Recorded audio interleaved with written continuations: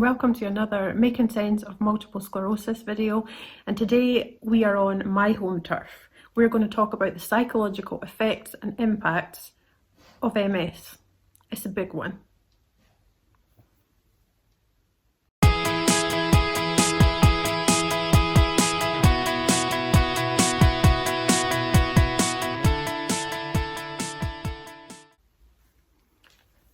So obviously within the MS community, we do tend to discuss how it's a shame because so many of our symptoms are not physically obvious to other people. The brain is a really complex organ and it controls everything from fingertips and finger movements to heart rate to respiratory rate. Everything you can think of that your body does, the brain has a part in that. So depending on where lesions are, whether it's on the brain or the spinal cord, is usually what correlates with a physical symptom. So if it's the part of the brain that controls walking and controls bowel function or whatever it may be, if there's a lesion in that area or inflammation in that area, it's significantly impacted in one way or another. So it's no surprise that if we have a lesion in an area that controls our emotional responses and our behaviour, then that is going to be impacted too. And a lot of people don't realise, especially upon being newly diagnosed, and some people who are true MS veterans might not actually realise that in actual fact, it can significantly impact how you feel, your reaction to things, how you behave, your mood. All of that is affected by lesion placement as well. So let's take a look at what happens and how it happens.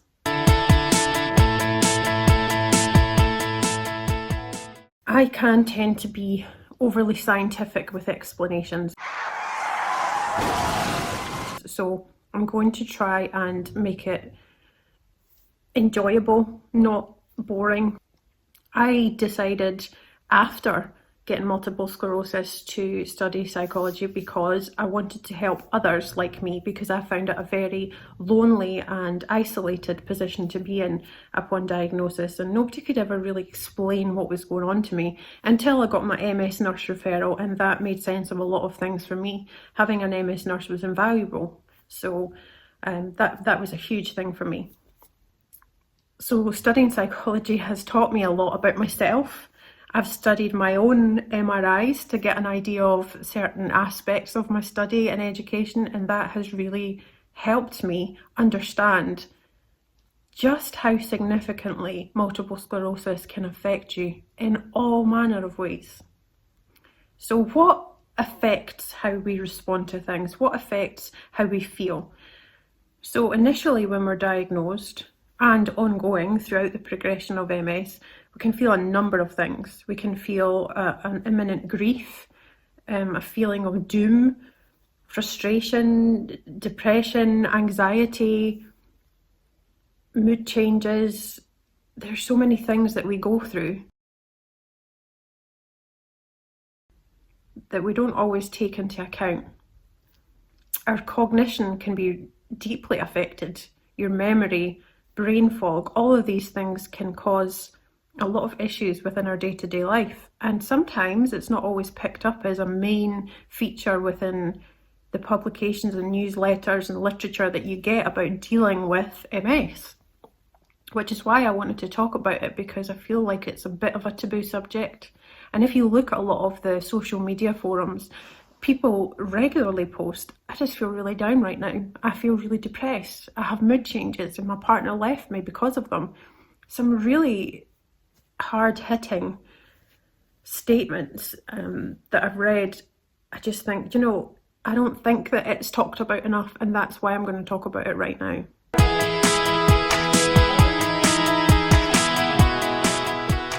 So changes that come about after diagnosis are not always related to lesion placement. It doesn't always mean that I've got something wrong with me, I'm upset today so I must have a lesion. It's not always centered around that. These changes can come around from generalized depression, can come around from changes going on within the brain, and there's just the challenges of living with MS day to day. Some people find that change and that ongoing progression a serious feat every day that they get up. They have to try and handle the changes that their body's going through and the changes that perhaps social situations are now going through, the changes within family life. So there's a number of things that can affect our mental health and our psychological well-being within MS. It's not just about lesion placement, and I just wanted to say that as well as a kind of an aside, but an important aside. So here's the bit that I get a little bit scientific, and I'll try not to be boring. So I'm going to shuffle over here and leave a little area for you to look at what I'm talking about. So the area within our brain that regulates and helps to control these emotional and behavioural responses is called the limbic system. Now, the limbic system is made up of several structures within the brain. There's the hypothalamus, which is primarily to do with sexual activation, hormones, body temperature. The next part is the hippocampus, which is primarily to do with preserving and then retrieving memories when you need to, or recall on a memory of something, and your spatial awareness as well. It has a big part to do with that. The next part is the amygdala. Now, the amygdala controls your responses to your environment. So this kind of fight or flight thing that we talk about, fear, anger, that all comes from the amygdala as well. The limbic cortex has an impact on your mood, your motivation, your judgment about a situation. So you've got to think that if this limbic system has such a big impact on how we react to things, how we think about things, how we recall memories, all of these things, if it has such a big impact, imagine the effect of inflammation or a lesion being there. And even if there wasn't, just imagine the effect of having MS. They're all exacerbating factors in how we deal with things.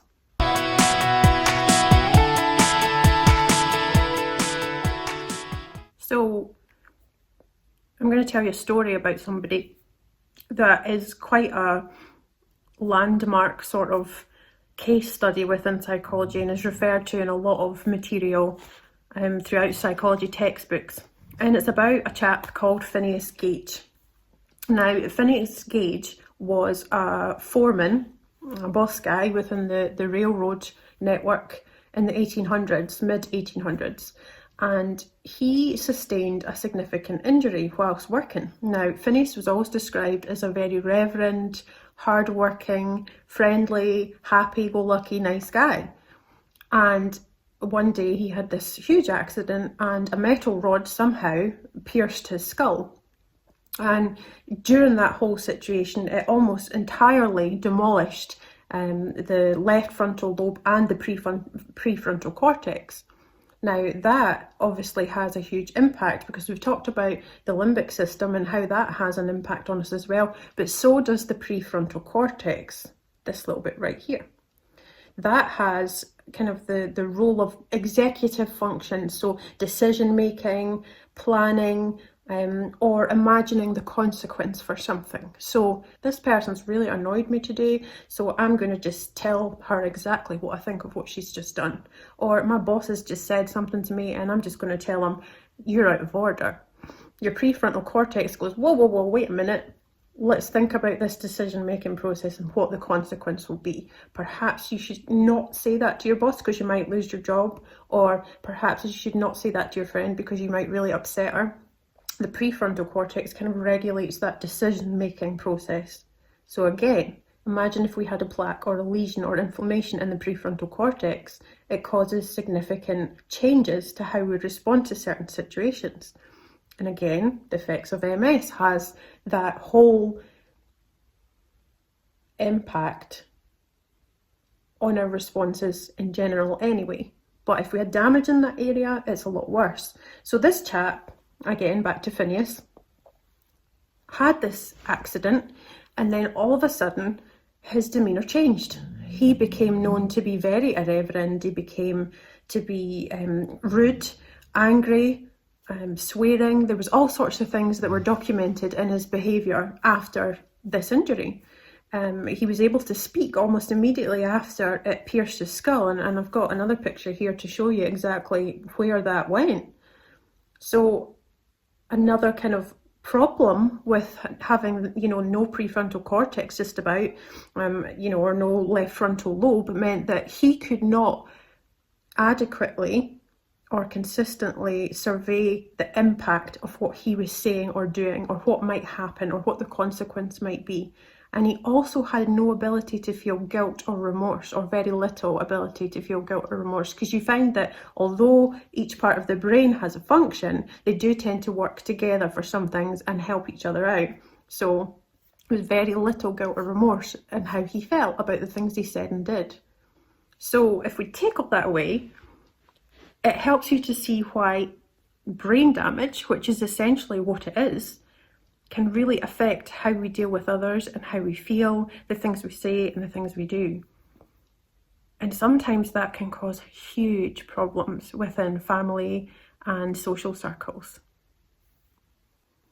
So is it any wonder then that if you have lesions upon the areas that have something to do with emotional and social behaviours, that maybe you might be a bit angry sometimes, or you might laugh ridiculously, or you might laugh inappropriately, or you might get angry about things that don't seem a big deal to other people? Is it any wonder? I'm saying that because I want you to give yourself a little bit of a break.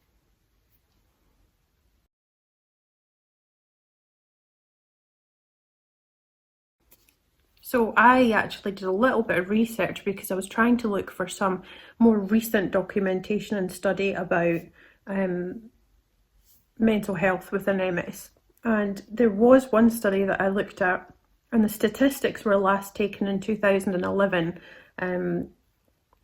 That was on the journal, that was from the Journal of Neuropsychology and Clinical Neurosciences.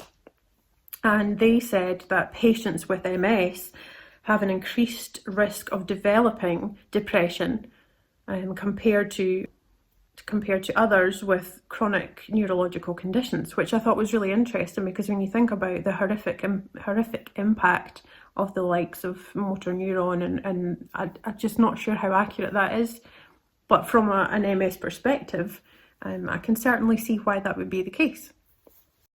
So now I take off the psychologist hat and I put on the Shirley with MS hat. And that changes things a little bit. It's hard to be completely objective and unbiased when you yourself are an MSer.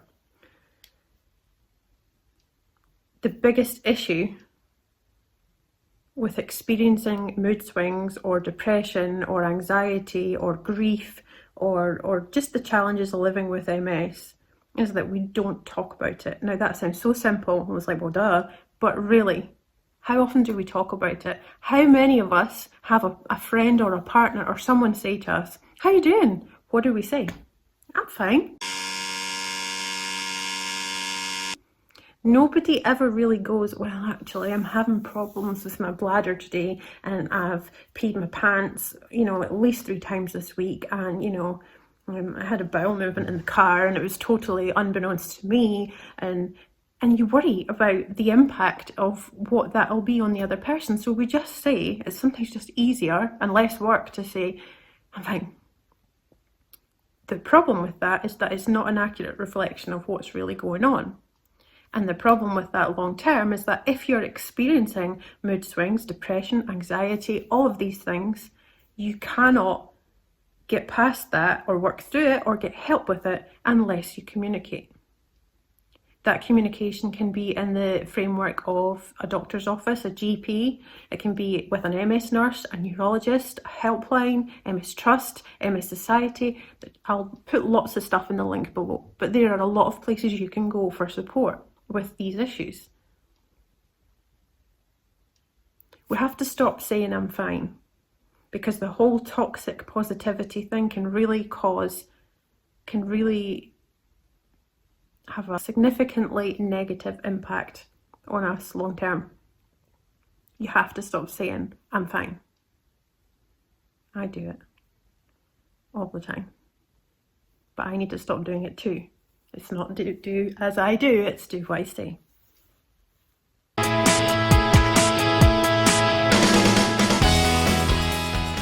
So I was reading in another medical journal that the biggest issue with mental health and mood swings and all these things within MS is that it's underreported.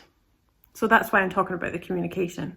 If it's underreported, it's then underdiagnosed. And if it's underdiagnosed, it's then undertreated. It doesn't serve accurately in medical reports and statistics, and it doesn't serve us as people with MS if we're not being upfront and open about the fact that we're not feeling great. And I'm not just talking about the physical side of it, I'm talking about the psychological side of it. I think some people go through immense grief after diagnosis, and some people never actually process that grief. I often sometimes wonder, have I processed that grief? My MS took me from a normal lifestyle all the way through to paralysis from the chest down and complete loss of vision. And that had a traumatic impact on me as a mother and as an individual and as a partner and a daughter. And sometimes I wonder, have I really processed that? Because I just feel too happy. And that's not the prognosis for everyone. And it's not wrong if you don't feel that way. If you're crying and having a tantrum and you need to get it all out, just do it. The problem is when it's impacting other people in your life and impacting other relationships. That's where the communication thing is key. You need to be able to say to family members and friends and people around you, I'm really sorry that I'm having mood swings. I'm really sorry that I'm withdrawn at the moment. I just don't feel well. I don't feel good mentally, and it's having an impact on me. And whether that's my MS or whether it's the challenges of living with MS, either way, I'm not feeling good, and I'm sorry for snapping, or I'm sorry for... You can apologise for poor behaviour. It doesn't mean that you are a bad person. It doesn't mean that you haven't got a good reason to have done it. But you can apologise for bad behaviour or poor behaviour. Only when you communicate with a medical professional, family members, can people actually support you. It's the whole thing within that medical journal. Underreported becomes underdiagnosed. Underdiagnosed becomes undertreated. It's the same within the family circles, within the social circles. If you're not telling people that you're struggling, you can't actually get help or support. If I came into work one morning and said to my boss, I'm so upset, I've just lost my dog and it's really upset me today. And within a few hours, somebody says something and I snap and then I burst into tears. My boss can then go, I know what that is, Shirley, do you just want to take a minute out? Do you want to come in? He would be fine with that. But then if I went into work and never told anybody that I was struggling and said, I'm fine, and then somebody says something fairly innocuous and I kick off and cry and snap, then they go, whoa, and it's not tolerated and it's not supported. Nobody should tolerate abusive language or behaviour or anything from anyone, but people have a level of understanding and tolerance and can then take more appropriate reaction to whatever you said or done. And I've done lots of things and said lots of things that I shouldn't have in my life prior to MS. But people can't function on being able to help you appropriately if you aren't telling them that there's an issue there in the first place. So a really important thing is communication. It's so important in everything. It's communication in relationships, it's communication at work, it's communication with with children. Communication is huge and it changes the landscape of what's going on around you and what's going on ahead of you. It's just about being able to say, I don't feel good, and I'm sorry my behaviour is odd, or I'm sorry my behaviour is erratic, or I'm sorry that I'm withdrawn, but I don't feel good. You need to be able to say that. And I know it's really hard, but you have to say it or things don't get better.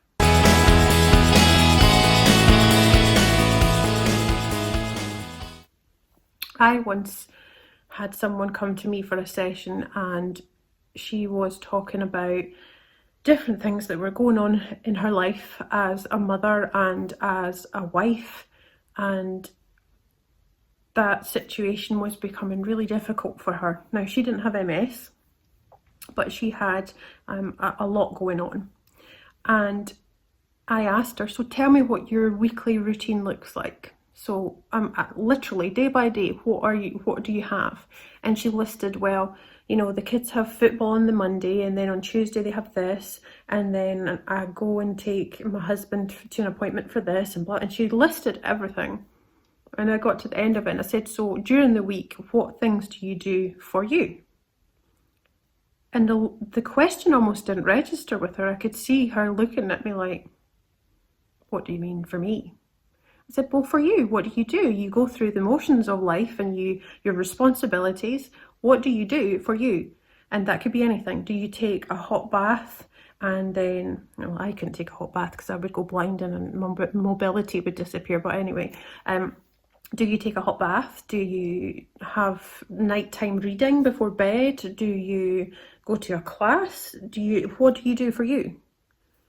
Oh, I haven't done anything like that for a long time. And I didn't say anything, I just smiled and nodded, and I could almost see the realisation sweeping across her face.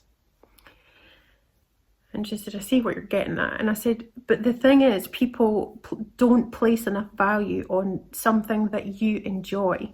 Now, MS takes away a lot of our joy. If you liked doing knitting or sewing, or you liked to, walk out places you can't walk anymore, and you've got tremors, or you've got mobility issues, or your eyesight's gone so you can't read anymore, or there's so many things. You have to find a way around that, because, and I'm not saying that as a professional, I'm saying that as another MSer, you have to find a way around it. I remember thinking, I'd really like to write a book after I was diagnosed, and I didn't publish it. It was more for my benefit than anyone else's. But I wrote the book. And at the time I was writing the book, people said to me, but you can't do that because you're blind. Like, you can't see anything. And I was like, well, I'll download some dictation software and I'll get someone to check it for me.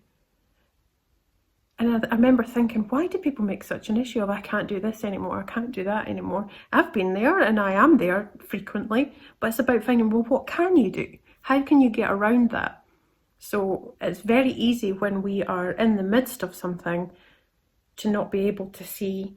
It's the whole thing of, I can't see the wood for the trees, can't see the trees for the wood. You can't see the answer to something sometimes because of the way that you're feeling. You're in such a black hole, it's hard to see any of the light that's around you. It's just about taking a step back, communicating, finding time for you, and finding something that you can do. So I remember using dictation software to write that book, and I was determined that I was going to do that book. I thought, I will do that. I absolutely will. And I know sometimes our motivation is gone and it's just not there. And the limbic cortex is a lot to answer for that scientific person. So it can be really difficult to find something that is for you, something that you enjoy. My personal thing, I have two things that I like to do when I need some me time or that I enjoy doing.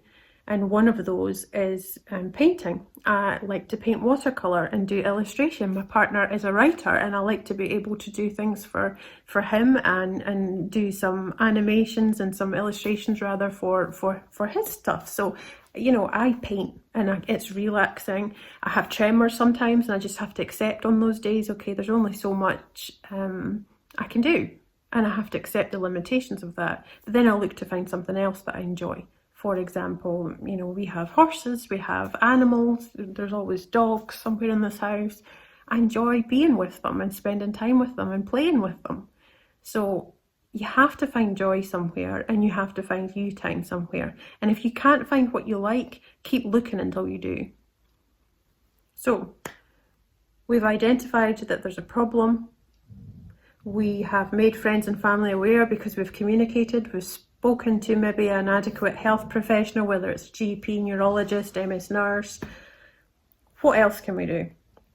Well, it's about seeking advice. If you go... Really? Sorry. It's about seeking out places such as MS Trust resources, MS Society. I'll post a lot of things below for you to look at that help and give you pointers on where to go and what to look for. Mindfulness is really important. I remember being introduced to the concept of mindfulness and thinking, what a load of crap.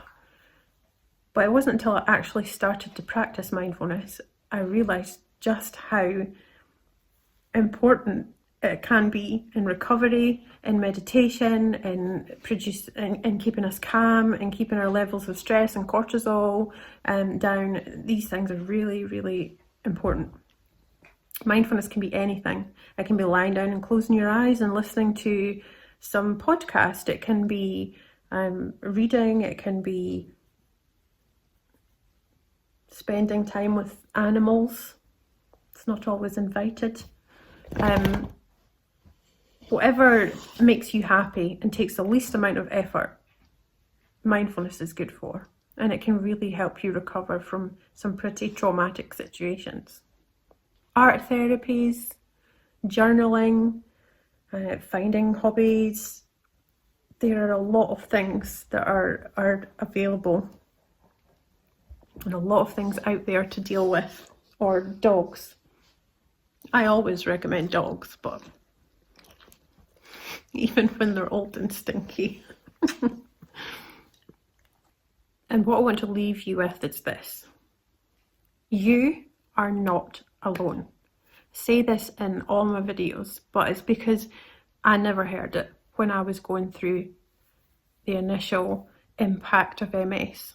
It's a lonely and isolating place, but it doesn't have to be. However life changes, you can get through it, and you will get through it. You might not always feel like you're managing, but it's not impossible, and you can have a good quality of life with MS. It's not the end of the world, but life is really what you make of it, and it's all about your mindset. And that doesn't mean being happy all the time. My partner and my children will tell you that I am not happy all of the time. Speak openly, communicate, seek out advice, and find something that you love doing. I'm a happier person when I've been painting. A lot happier. So find something that is for you. Do not struggle with mental health deterioration. Do not struggle alone with that. Speak to someone. I'll post all the links below. And if there's anything you want to contribute, feel free to make a comment. If you can, like and subscribe to the channel for more videos. Don't have to, but I'm here if you want to. I do all of this for nothing. I do it in my own time because I don't want you to feel like I did, ever.